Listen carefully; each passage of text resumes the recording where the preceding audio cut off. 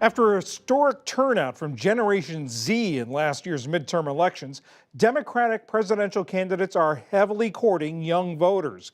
Our Student Reporting Labs project reached out to teens around the country to find out what issues they care about and what questions they'd like to hear the candidates answer at tomorrow's NewsHour Politico debate. My name is Haskell Turige-White. I'm from Beaverton, Oregon, and the question I have for the presidential candidates at the next Democratic debate is about gun violence. As a high school student, I am terrified that every day that my school will be next. What are you going to do to stop school shootings? My question to the Democratic candidates is, to those Republicans at home who are dissatisfied with the current state of the Trump administration, what can you say to them to show that you would be a president for all the people, not just those within your party?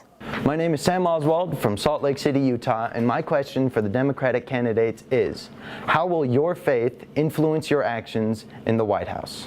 My name is Felicia Bailey from Mount Clemens, Michigan, and my question for the candidates is, what can you do about lowering the cost of college tuition? How many refugees should the United States take in, and how would you balance the humanitarian concerns of migrants and border enforcement? If DACA were to end, what would you do to help those people that are no longer being protected? Are they going to keep troops in Iraq and Afghanistan? Are they going to continue funding a war that's been going on for almost 2 decades now? How will you put an end to mass incarceration? And how will you put an end to white terrorism and hate crimes in the United States? How can you take on the billionaire class if you yourself are taking monies from billionaires? The national debt has doubled in the last decade to over $22 trillion.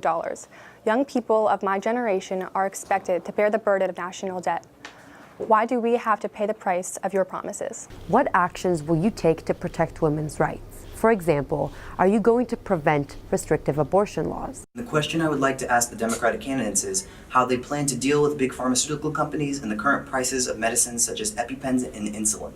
Should funding for mental health illness be increased for research purposes? I'm a high school student, and student stress is a really big thing.